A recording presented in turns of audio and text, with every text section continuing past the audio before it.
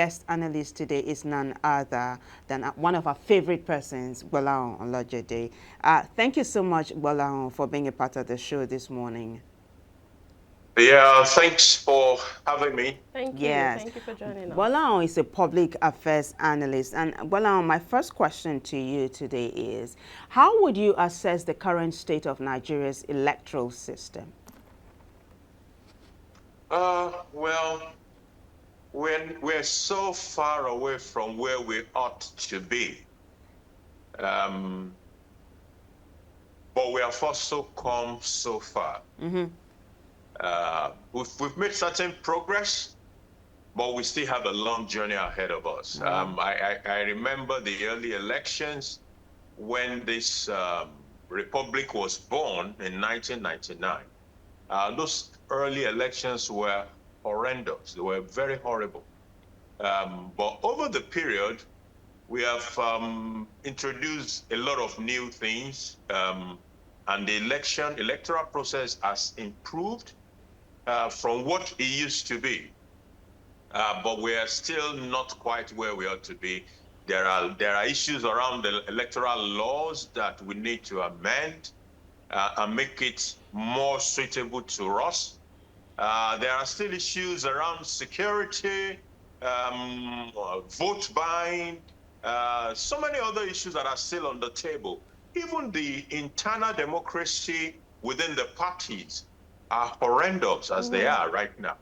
So there's a lot to be done. Right. All right. You know, when Vivian was talking about the introduction, she mentioned River State is the most recent one that we can just stretch our hands and pick. But using the recent local government elections in River State, do you see a hope or a change coming anytime soon in Nigeria's electoral system, where we see elections happen and then the next thing we're seeing some sort of violence and all of that? How do we see the change coming anytime soon? The local government elections, which is what River State did recently, is one of the most one of those elections that are still at the lowest end of the chain, as far as how an election should be is concerned. Number one, there are no elections at the local government level. Typically, they are all selection. Really? The governor solely decides who will run in those elections, and the party of the ruling party, the ruling party in the state, or whoever the governor wants to win. Because don't forget that in the case of River State, the ruling party in River State is actually PDP. Excuse me. But because the governor was having problem with PDP, he decided that all the people he wanted to run should go and run under the umbrella of another party, The APP. Yes. And literally everybody won, apart from only one local government. They won almost literally all the wards as well. Yeah. It was the same thing we had in Benue State, which had the same local government election. The same thing we had in Akwa Ibom State, which had the same local government election. The ruling party simply select, in fact, don't let me even say the ruling party in this. Let's say the governor of the state simply select some people, and those are the people that will win. So it is at the lowest ebb at the local government elections. All right. The one above the local government are even still better, in spite of the major challenges that we have. So the violence in the River State election did not happen during the election. After. It happened after the swearing in. Yeah. So it's even a peculiar case.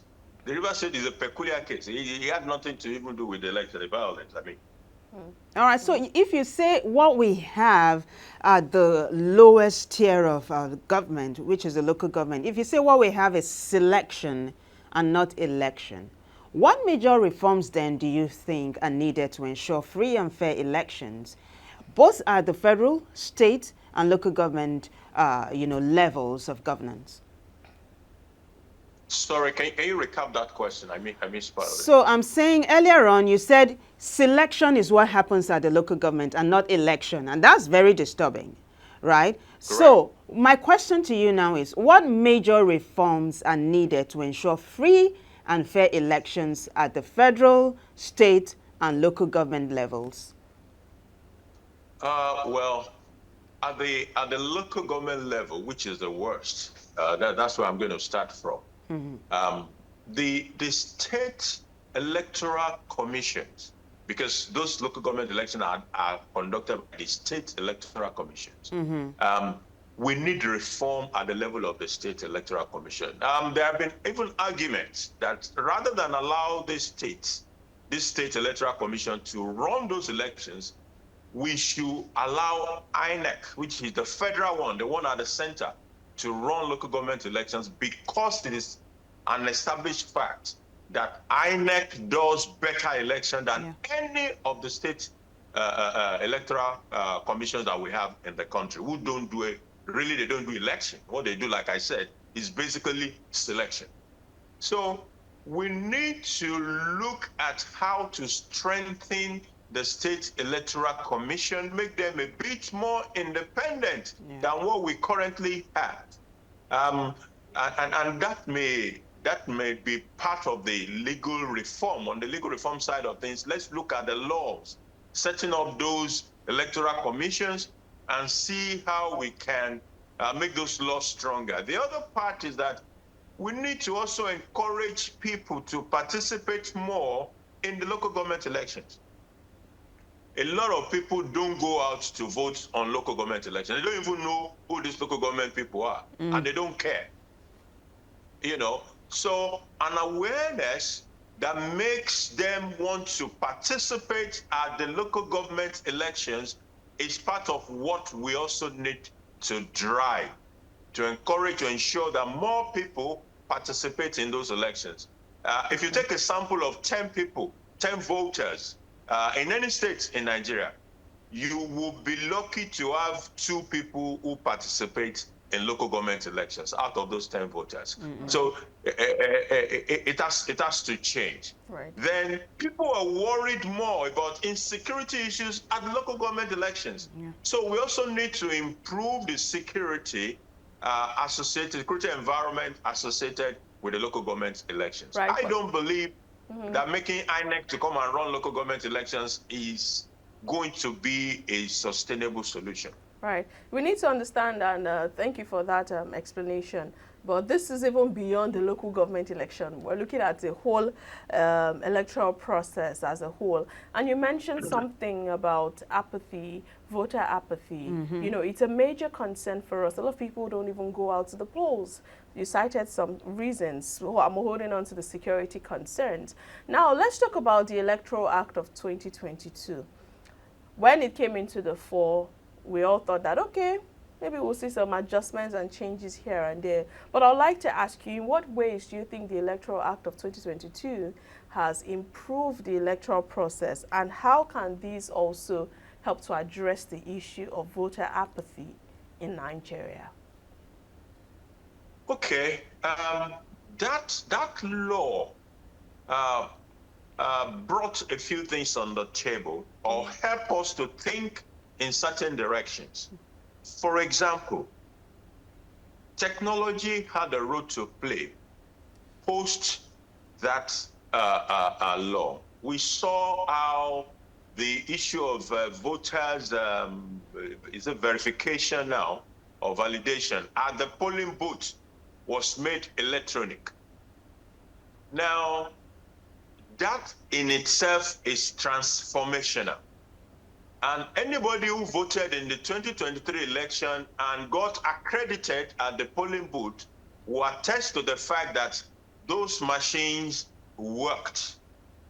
And they accredited the voter really fast. Some of them within a few seconds, you are already accredited. That you know, okay, this is a registered voter and this is in the right polling booth. Now, despite that, we also, apart from that, was the introduction of IREV. IREV, incidentally, had nothing to do with the law. The law did not recognize or capture IREV in any way in the books. However, the thinking with IREV was to be able to support the introduction of technology which has been done at the level of accreditation. If you're able to accredit people electronically, then can we also have some election monitoring that are also electronic, and that was what gave birth to IREV. But we saw what happened with IREV at that particular election. Yeah. Not only was it jettisoned, even when it came to issues of litigation later on, that was when most of the people realized that IREV was not part of the law. So we need to be able to ensure that the reforms that we are going to make. Number one, take cognizance of the reports from the last set of elections. There are election reports, those ones conducted by civil society organizations, by international observers. There are reports even by INEC in itself. So we should dissect this report, see what came out of those reports, and use them to strengthen the legal framework, the Electoral Act, like you said. Use them to strengthen it so that the outcome will be an inspiration will inspire people, will incentivize them to want to come out and vote again. If people cannot trust the system, if they don't believe that the system will eventually generate an output that is realistic in line with the voting pattern, then we are going to continue to have voter apathy. All right. As it were. That is very well said. And just so we ensure that this is not just an abstract affair, let's talk about some real life experiences, right? During elections, we've had analysts say that they had to buy fuel to power the generating sets to charge some of these electronic devices which you talked about, right? These are some of the challenges faced. But what other challenges have you experienced during elections that you think we should draw the attention of authorities to as we talk about electoral reforms generally? Okay, of course, there is still a lot of vote buying going on in Nigeria. Some of them happen before the election. Some of them happen right on the election days. The electoral process has recognized this, because I remember that in some of the elections we saw this DSS, we saw EFCC trying to come into that space to prevent, so to say, or to dissuade people from being able to activate vote buying. But if what we do is to try and curb vote buying on election days, and vote buying has already happened before the election days, then there is still a gap that is happening right there. So we must be able to do something about vote buying. Number two is electoral violence. There was still a lot of violence during the last election, where people were prevented from voting, or people were told you cannot vote for a particular candidate. If that is the person you want to vote for, leave this place.